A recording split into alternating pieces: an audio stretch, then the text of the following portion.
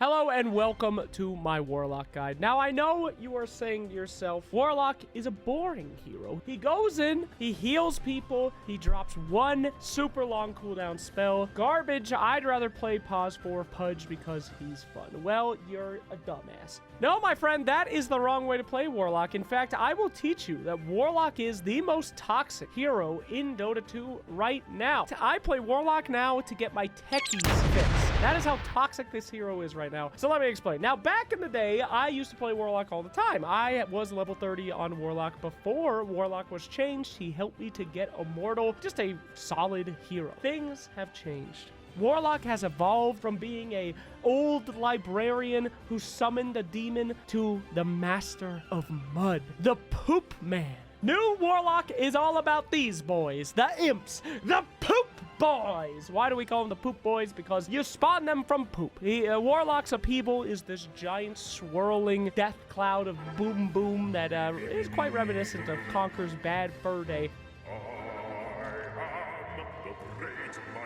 These boys spawn out. They are the Poop Boys, the creations of the Boom Boom. Now, let's talk about number one, naming your Golem. Okay, the Poop Boys will spawn and they will look like your Golem. So choose your Golem wisely. Do you want tiny little monkeys coming out? Do you want tiny little genies? Yeah, you do whatever. Me, I named my Golem.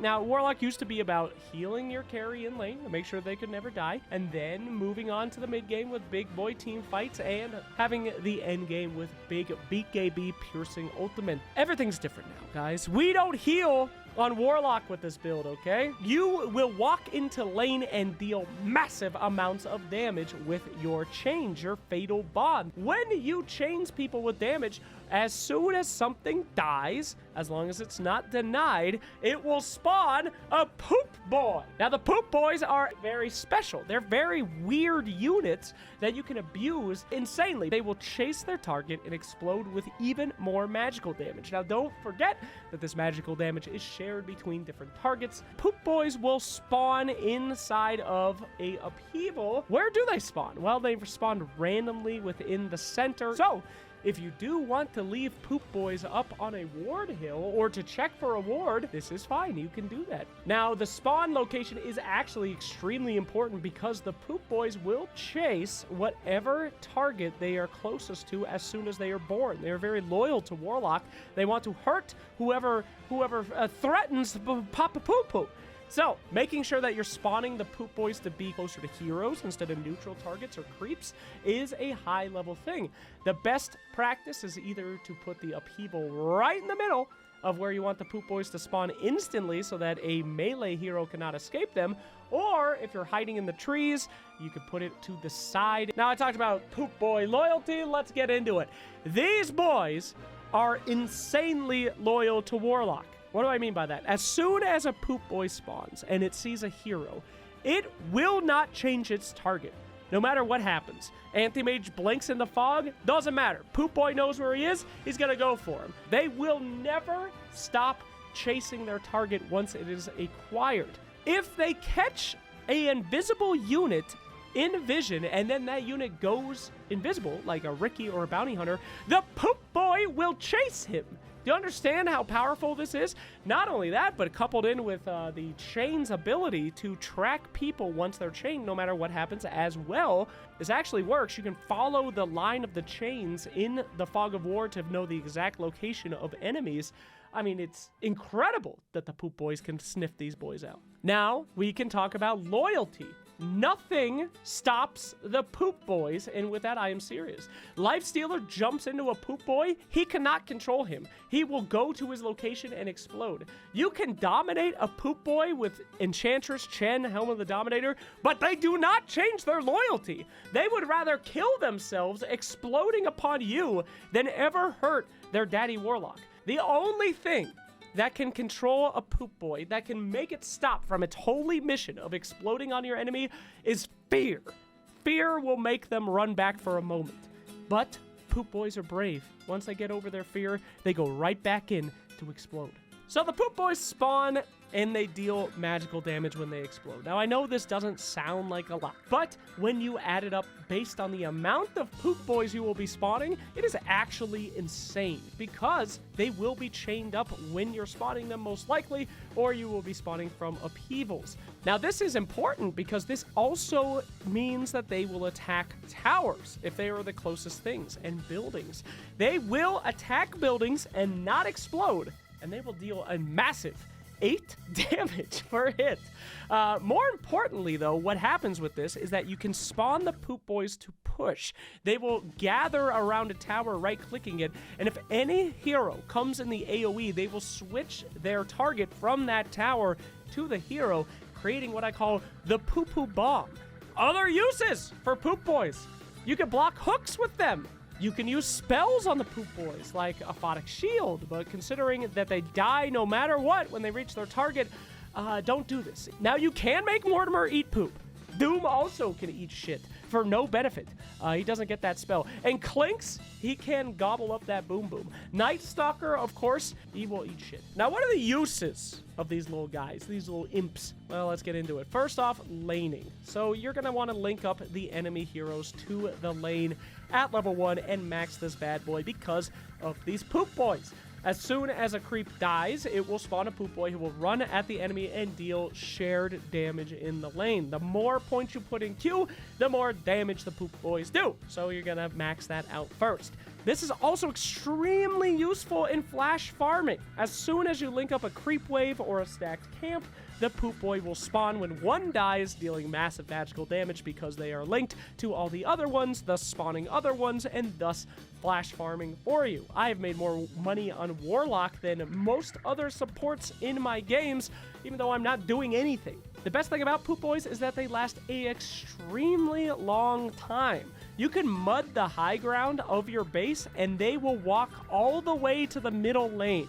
This makes things like tower defense extremely powerful.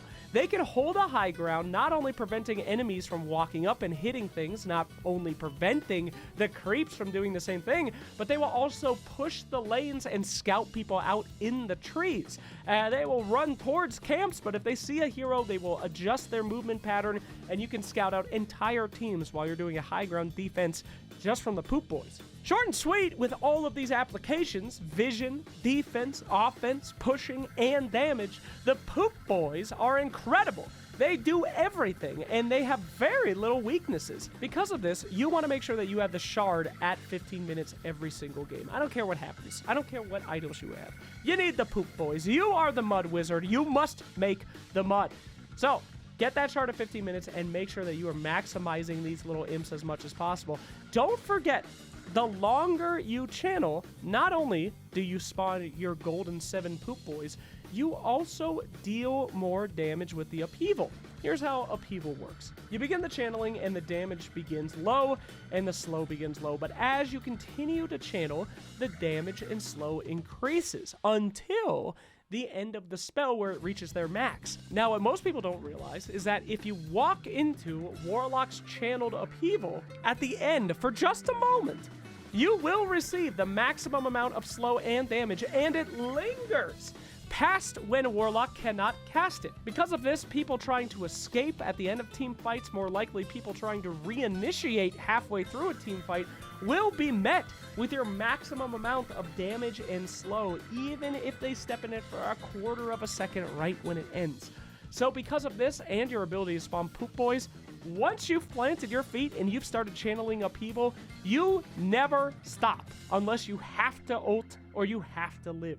You just do that shit continuously through the team fight, and it is hilariously stupid. Okay, now don't get me wrong, I don't want you standing in the middle of a team fight channeling upheaval when you could be dunking on an enemy with a perfectly timed ultimate. So you do want to make sure that you stop channeling when you have to ult or when you have to live. But that's honestly it. If the team fight is over, don't stop channeling. Keep those poop boys walking down the lanes. It's good for your team. So what's your order of operations with this? Well, you want to go ahead and link people up first. That's most important. Everybody's got to be sharing damage. Then, if you have to heal someone, have a heal on, whatever, make sure it happens. Drop the upheaval after the chains. This will ensure that the chained wave will die, creating the most amount of poop boys as possible. The upheaval poop boys will also be running it down, and this is your basic order of operations for the entire game. See a wave, chain it, upheaval, see what happens. Now, before we move on from upheaval, let me share with you the forbidden mud tech. There is a pay-to-win Warlock cosmetic, the Hellborn Grasp Immortal. If you can place this on the low ground or the, quote, low hill, the spell will not appear on the high ground. Now, you usually use this on enemy stairs. If you're pushing high ground, the enemy will not be able to see half of your circle and not know when they are in. However, there are extremely forbidden poop pits in the map. If you happen to put the center of your upheaval in one of these tiny little pits around the map, it is pretty much impossible to see during a team fight. Now, the best one in the game is on Dire's side. Dire can actually use this during the laning phase. It is absolutely broken. Okay, so with all this out of the way, I'm sure your brains are bursting trying to figure out how to play this hero. Let me talk through the Mudman's roles. Now, you're going to want to go either 4 or 5. The basic strategy on both those positions is pretty much the same. Your goal is to link the creep wave with the enemy heroes and then harass them. The damage numbers on just a level 1 Q is insane, and it gets worse and worse. If you want a breakdown of the nerd numbers, go and see Z Quickhock's video. He does a great job, although I can't pronounce his name. If you're dumb like me, you don't care about the damage numbers, you just care that big number do damage, well, let me help you. It's a shitload. Level 1 bonds is non-negotiable. No matter what role you are, you have to walk in the lane with level 1 bond. Now, level 2. This is the only time that you actually have to do any critical thinking on Warlock. His Q and his E are absolutely insane damage in the laning phase. However, you must make a decision. Am I a position 5 that needs to keep my Faceless Void, Anti-Mage, Spectre, PA alive with heal? Or can I say, screw their health, we're going full attack? Now, you want to, as a Warlock, not put any points in heal. That is a negative, because the scaling on upheaval and Q are so powerful. Don't be greedy and toxic, especially if the enemy team has heroes that need to snowball in the laning phase to be successful. Don't forget, my style of Mudman is very different than traditional Warlock, but you can always go back to traditional Warlock. If you're up against a Veno Skywrath lane, yeah, max heal. Don't try to get that aggressive. So what is your job in lane? Well, as a 4, your job is to harass. You are to link, and you are to stack. Chains is powerful in the laning phase because of stacking. This is why as Warlock, especially in position 5, you don't block the enemy camp. In fact, you stack the enemy hard camp for them.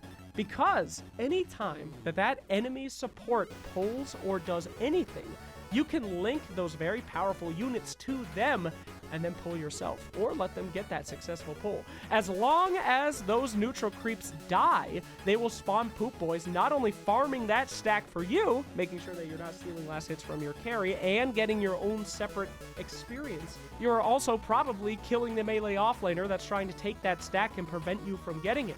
This is also super powerful to stack your small camp.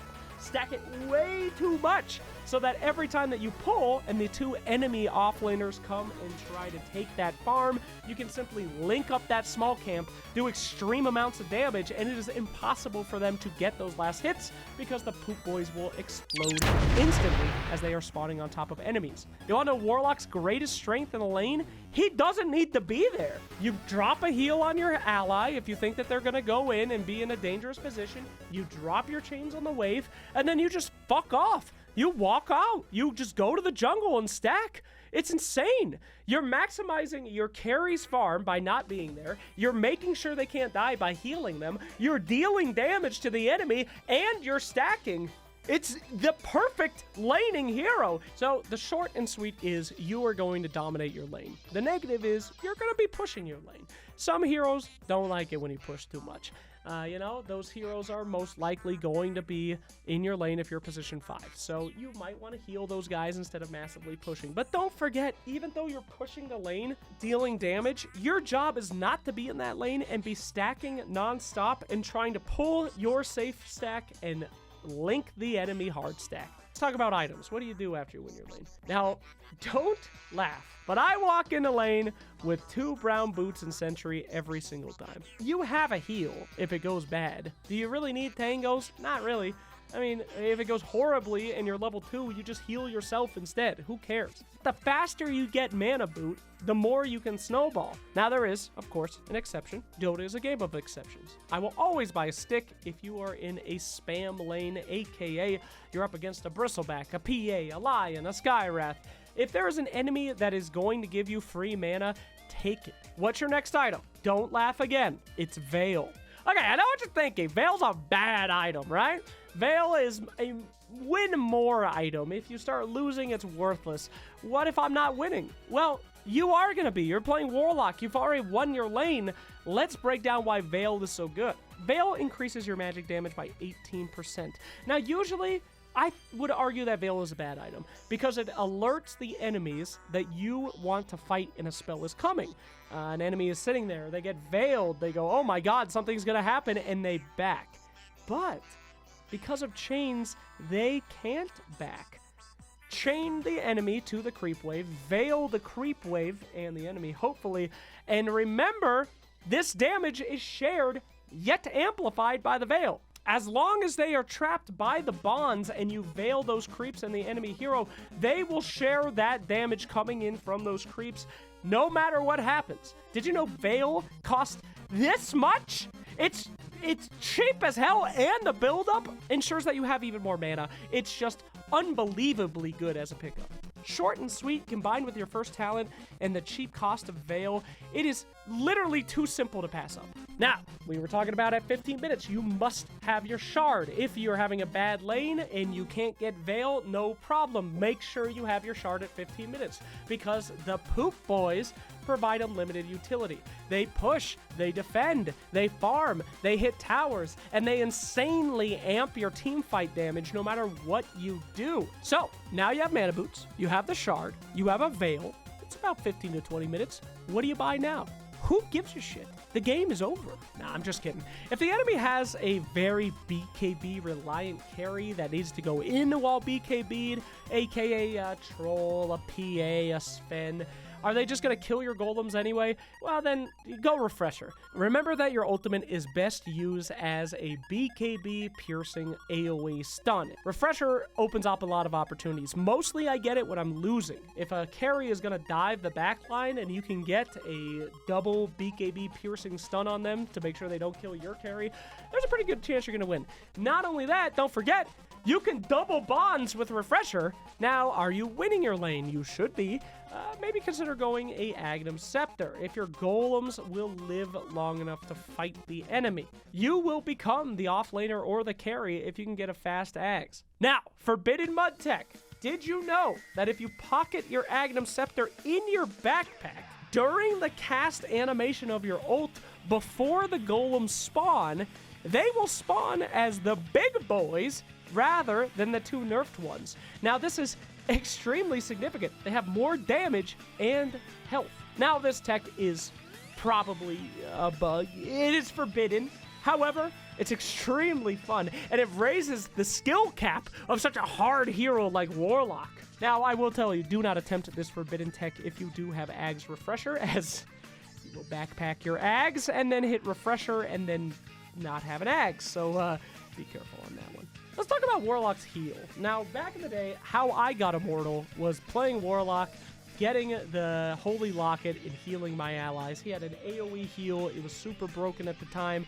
He just healed a lot. Well, that heal got significantly nerfed, and I would never get a Holy Locket again. So, yes, maxing heal, losing your lane, getting a Glimmer or a Force Staff, it is a last resort, but don't ever forget, it is still a resort. By the way, if you want to just win more Dota games, this is always something that I look for when I'm trying to invest my time into a hero. Can my hero change dynamically depending on the game state? If we're winning, do I have a plan? But if we're losing, do I have a plan? Warlock is one of these heroes. You can just go back to being a healing hero whenever you want to. Or you can be a hyper-aggressive BKB piercing stun damage dealing hero. Now, let's talk a little bit about talents. First talent, Upheaval or 4% Chains. There is like 2 talents you actually want to think about. This is kind of one of them. If you don't think that the enemies have heroes that are actually going to team fight, they're just going to get in and get out. I'm talking like Slarks, Quaps, stuff like that. The AoE is actually kind of good because you might not really get a very good chains if they're spread out in all their team fights. But it could be a massive detriment to people that are trying to enter the team fight halfway through with a blink dagger, or people that are trying to get out and have a very short blink distance. But don't ever get it. I mean, 4% more chains damage? Come on, I already told you the Veil bumps it up to 18, and this just amps it more. And don't forget, my friends, it's not just your damage. This is 4% damage increase to your entire team's damage, which is unbelievable. If you have a Zeus and you get this and you just chains 4 people and he ults, they're dead. They're just dead. So 9 out of 10 times, I will be going for the damage unless I am legit defending my high ground at level 9. Okay, next up, attack speed in upheaval or heal. Okay, guys, this is a no-brainer. The heal is just not great compared to your other stuff, but in this one, it is absolutely horrific. This might be the most broken talent in Dota 2. This talent increases the attack speed for everyone that is in it. Not just heroes, but creeps. Not just creeps, but summoned units. You can push alone with a creep wave and do what Invoker does with Alacrity on a catapult for the entire team. People don't realize that the attack speed goes up the longer that upheaval is casted, just like his damage. So if you enter in the upheaval attack speed, it goes with you, and it can max if you walk in right at the end. Do you understand how broken this is? At the end of Warlock's channeling, it has 70 buff in an AoE to any friendly unit. A Hyperstone does 60 attack speed modification. Do you understand that I have bought a Hyperstone for every single unit that is in an AoE of my upheaval? And it deals damage, and it slows. Do yourself a favor. Get this talent, play with a Wraith King, watch Wraith King Skeletons do 70 attack speed modifier on a lone Rax. Watch it disappear in 3 seconds. I mean, this isn't even a hero. Talk about illusion heroes. Naga, CK, PL. Holy Christ almighty. Channel upheaval with a PL with this talent, boys.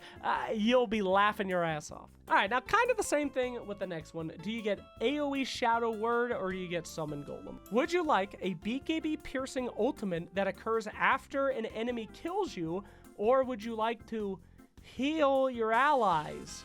Well, yeah, a AoE BKB piercing ultimate after you die is pretty fucking great for your team. All right, the only other decision you really need to make on talent tree, do I get Golem armor or do I get Golem magic? Well, okay, let's be real. If you've made it to level 25 on Warlock, something has gone horrifically wrong for you in this game. So, you should know by now what kind of damage the enemy has. Does the armor make a difference? Not really, to be honest with you. I mean, if you're up against a PA, a TA, a Wraith King, they're gonna two-shot it no matter what. So, as a wrap-up for talents, you mostly want to use the right-hand side of the talent tree. Your goal is Veil and Ag Shard by 15 minutes. After that, you can decide what you want to do based on how the game is going. If you're struggling, grab a Force Staff, grab a Glimmer Cape, start saving your allies instead, be a reactionary hero. If you've been dumpstering, get out there to the front lines, get an Ags, get a Refresher, go crazy. Now, I know some of you Warlock spammers are out there and you're like, where's the Shadow Amulet conversation? Shadow Amulet strats like that are for stupid people. If an enemy is smart, he will pierce the backline and look for you. There's a very rare situation where someone is smart enough to identify that they have to kill Warlock first, but too stupid to buy a dust. If you want to try to abuse that, go nuts. I think it's stupid. Now, speaking of dumb shit, let's talk about Warlock psychology. Now, there is a lot of psychology in Warlock right now, which is my personal favorite reason of playing him. It reminds me of old techies. Heal, for example. In this situation, let's say your teammate is running towards an enemy, and you know that they're stupid and they're going to die. You don't want a team fight to break out. So what do? You throw a heal on them. Imagine you're the enemy on the other side of the lane. You see a Legion commander running towards you with Warlock's heal on. What is your first instinct? Do you fight him? No. You have to assume that someone else is coming. You have to assume that there's a plan. He's already being healed. Your first instinct is to flee. This guy is ready to go in. Run away. I actually do this all the time on Warlock. I call them pre-heals. When I'm with an ally that I think is going to dive or do something super stupid, I will heal them at full HP. They dive behind the tower. Instead of the enemy getting a free kill because my dumbass carry's out of position, they think we have some kind of cool-ass plan and it's about to go down. It's a very powerful tool. Now, let's talk about the upheaval, the pool of poo-poo. It is a massive psychological tool. If you're pushing uphill and you're winning a game, I typically will not use my little hack of putting it on the hill. I will put that sucker on the uphill on purpose, just so that the enemy team can see that the situation is very bad to fight into. They have to walk into that poop. They have to be slowed. They see the boys spawning. Now, Warlock has a massively high skill ceiling, and I know that you think that's stupid, but it really isn't, okay? Warlock has one spell that he has to time correctly, and that is his ultimate. The ultimate can only be successful if you are fully psychologically manipulating your teammates. Why? Because you have to make them commit. Any idiot can play my Mudman mud style, okay? You press Q on a wave and you upheaval from the trees. It's so stupid, it's hilarious, which is what makes it fun to play. It's fun because it's so unskilled. Some fucking guy is having a heart attack playing Invoker and you're pressing one button and AFKing and you will kill him. It's hilarious. But this is a different story from Warlock's ultimate. That's what makes a true mud wizard. So when do you ult on Warlock? This is the psychological manipulation. You want the enemy to think they are going to win the fight before you ult. Now, your spells are all super bad if the enemy disengages. That is the weakness of Warlock. You have to turn fights around. It is imperative to punish enemy commitment if you want to be a good Warlock. Enemy commitment is what you need to be thinking about every single time you ult. You need to create a scenario where the enemy is confident in going all in and then flip that on its head instantly. Let's see some examples. So, to start things off, how about a bad Warlock ult? What makes a Warlock ult shit? Well, if you're chasing. Chasing or trying to catch someone with Warlock ult is a horrible idea. For one, you're not sure if you're going to kill that person with your ult. Ask yourself, am I sure I'm going to kill someone or do something good with my ult? If not, don't use it. If people are running away from a team fight and you ult to stop them, it's a big deal because now you cannot team fight again until your ult is back up. Now your ult, your most powerful tool to manipulate when the enemy wants to fight and when your team wants to fight, is gone. So you really should not use your ultimate on a fleeing enemy unless it is just something you have to do. For an example, if you catch the enemy hard carry, he has no buyback, and it's like a juggernaut, and he is TPing with spin, yes, you have to use your ult. But still, ulting that guy means that you cannot team fight for the next one effectively. So it is a huge risk to do something like that. Remember, Warlock is a hero about momentum. You will win your lane, but now you have to win your game. And you control both teams. Your team knows it's time to fight when you ult, and the enemy knows it's a bad time to fight as long as you have not ulted. So wasting your ult to try to do something like stop someone from running away or catch someone right before your team goes in, it is such a massive risk that just prevents your team from doing anything. Now, let's look at a okay ult. You're starting a fight.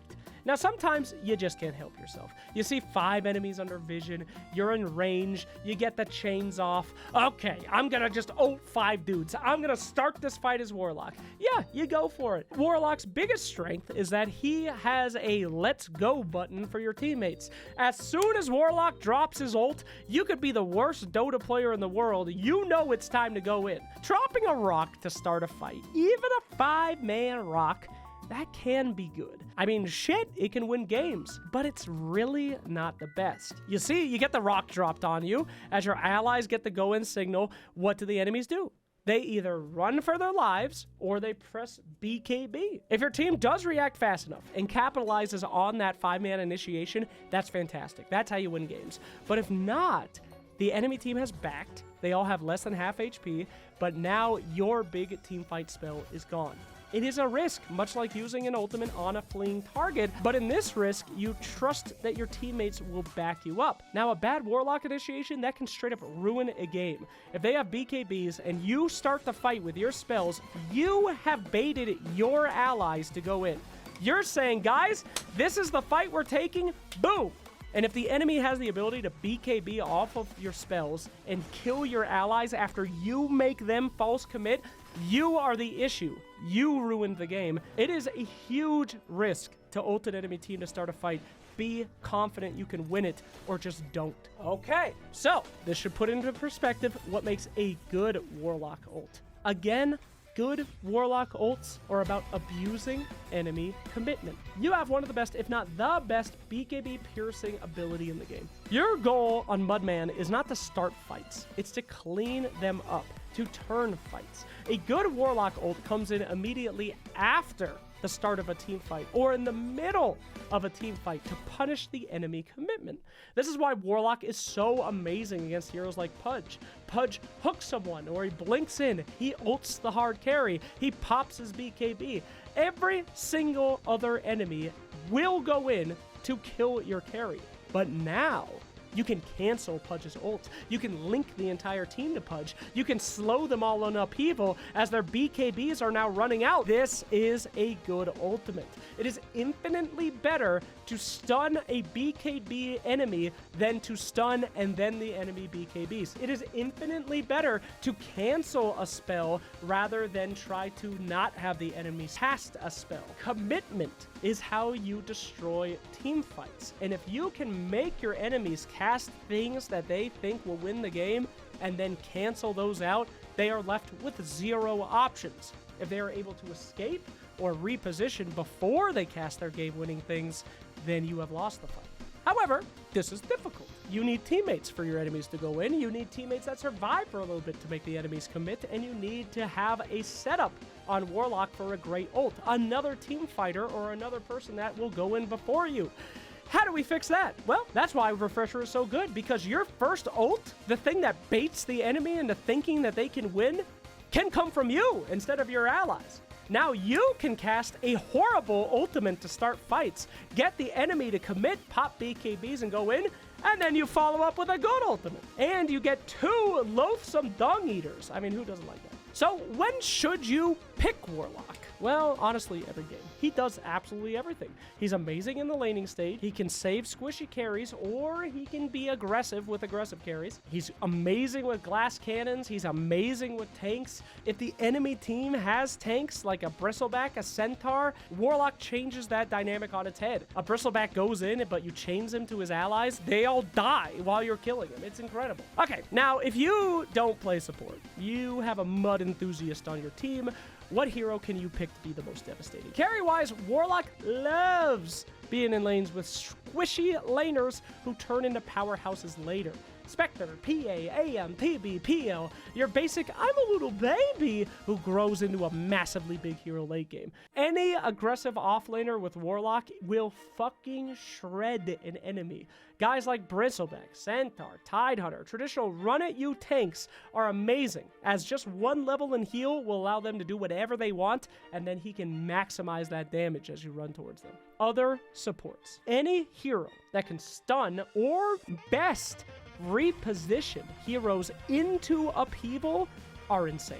Remember, upheaval gets more powerful over time. More damage, more slow, more poop boys. So as a support, stunning people in upheaval is incredibly powerful. It's the one thing Warlock cannot do. Repositioning people into upheaval after it's been casted for a long time is straight up an insta-kill. I'm talking Darkseer Vacuum, I'm talking Tusk Kick, I'm talking Vengeful Spirit Swap. If you can get anyone back into the poop after he started channeling it, they will get the full effect of the damage. They will die. So, who is best against the Mudman? Figure it out, assholes. I'm not going to tell you. No, I'm just kidding. Carry-wise, Weaver can just run out of your mud. It doesn't slow him, and he can run out of the mud towards you. He can kill you very fast, and trust me, it pretty much never feels good to ult a Weaver. No clue if he's going to die or not, and if he doesn't die, you have ruined your team fight.